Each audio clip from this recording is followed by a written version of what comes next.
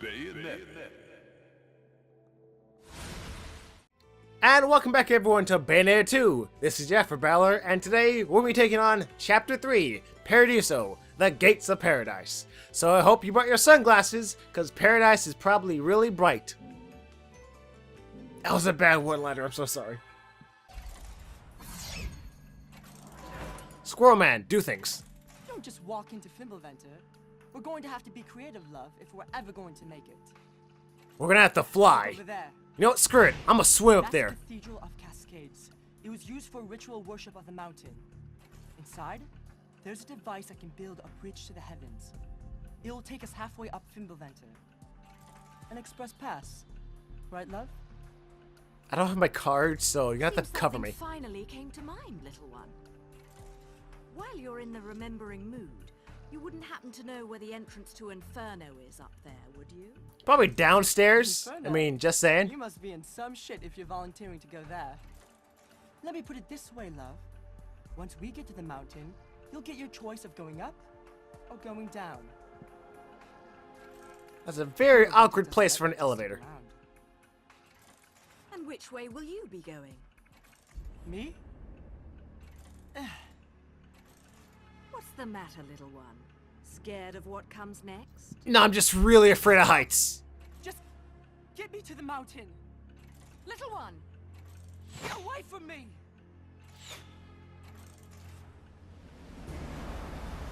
See, this is what happens when you start dueling. You create freaking whirlpools.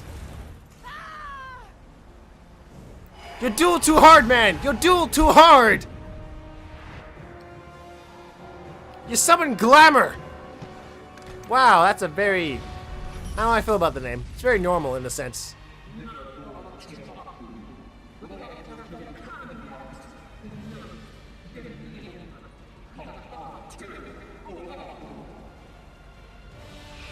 Yeah, see, I'm not gonna let you take that kid to some weirdly named guy, so I'm gonna skateboard up there. Hope that's okay with everyone. This little one's made me a deal. He's my guide, and he's not done guiding. So yeah, for this little section, it's mostly this whole chapter is gonna be a boss fight. A very elaborate and very fun boss fight, I would add. But in order to compensate for this, I did a few extra different things. One, I equipped a weapon that allows me to shoot things. A few things. One, I'm dressed as Samus, and of course one of the Nintendo costumes.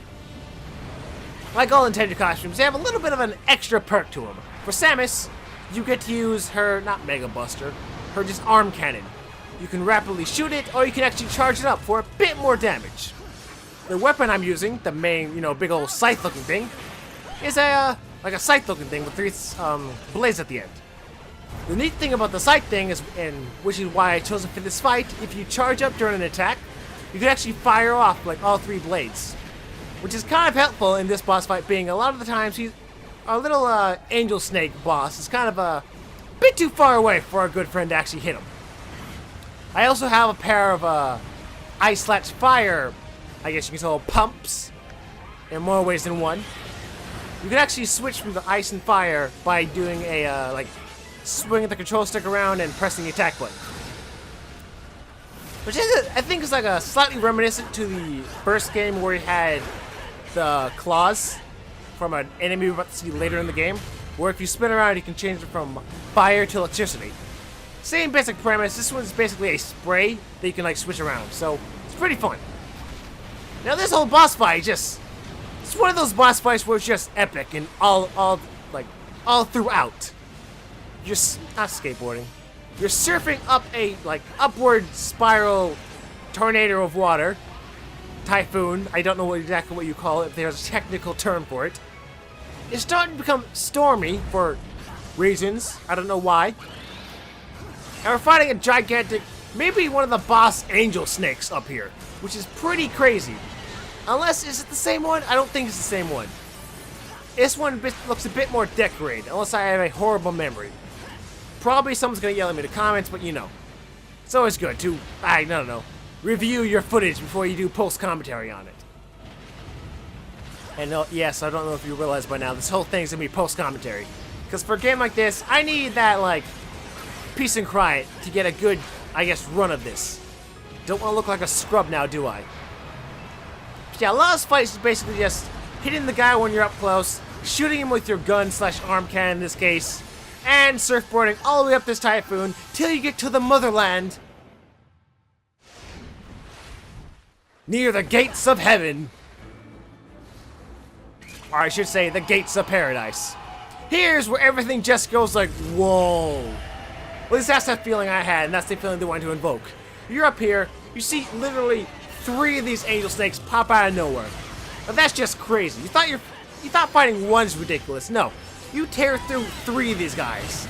You see like armies of angels in the background just floating, watching you. Clouds everywhere. Gigantic doors just in front of you. Just so close you can almost touch it, kind of close. Just look, it's right there. And you have to tear through 3 of these guys just to get to the one with Loki trapped inside its stomach base. Wait, so where's the stomach on this thing? Is it like in the face? Cause that'd be weird. Couldn't it like taste the digestion? Because technically, I think, what do they eat? Do the angels eat? It's one of these like simple questions I like asking these things. Like, do angels eat at all? I don't think. Yeah, okay, yeah. So I've gotten to the point where, yes, that is the stomach. The face is the stomach. With the help of a bit of a dissection, thanks to our good friend Bayonetta. This is why you play games, kids, to learn things about fictional angel snake things. Now here's the guy I was supposed to beat up. Okay, now's where things get a bit hectic. Now, like when we were fighting the giant demon T-Rex in the very second episode, I should say, everything's basically the same. You're flying, you can dodge infinitely. After a short few hits, you start becoming a bit of enraged and start just flinging claws at you left and right. You can dodge pretty easily, and depending on where you or when you dodge, you can sometimes get a witch time off that interrupts him. Sometimes, maybe, sometimes not. But as always, keep on dodging, being you have infinite dodges, which is always nice in a game like this.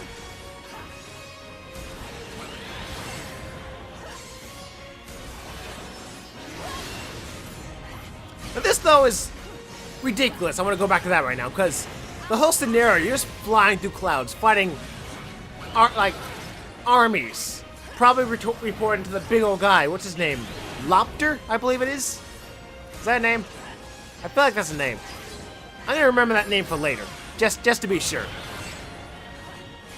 But yeah, just gotta make sure you dodge all those attacks. Watch out for the tail swings, the random bites, the bites, the claw shots, the random just I'ma fire spikes at you out of the ether and that kind of thing, and you'll do just fine. Me, debatably, gonna have to bust out a new kind of healing item, as it were. But the one thing I like about this game is when you're at like the point where almost about to die, like hit before, the game slows down for a second just to help you realize, wow, you got your ass whooped. There's a few seconds to realize what the hell's going on right now, because in the heat of the battle, you may not realize. You may feel the hit. The screen does like show a redness, so you realize you got hit. But like you're really into this kind of game, like into the fight, it's sometimes hard for you, like you get knocked out of the mood. And at that point, they want you to realize you're almost dead. Take these few extra seconds of slowdown to heal yourself if you have the ability to.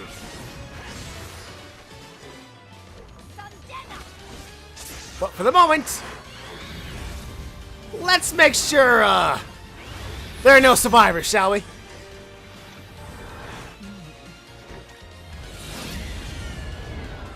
Let's bust out some Metal Gear Rising! And fist paste. Really hope we didn't cut the kid, because that'd be really awkward if we did.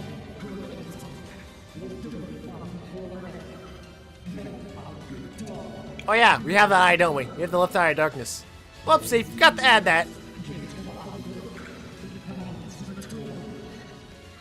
I don't recall asking for your permission.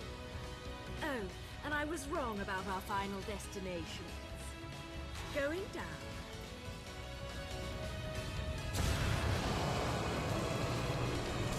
Maybe I'll meet you there, Angel Snake.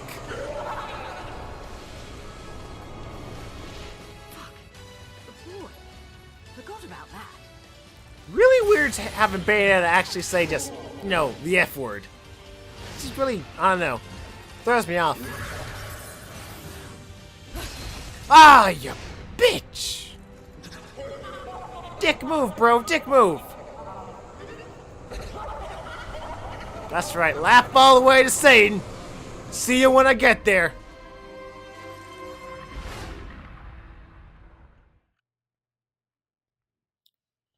And hopefully, we'll see him in a few parts. But for now, get to Paradise, very eventful. Kinda got a silver Luca, which isn't exactly that bad.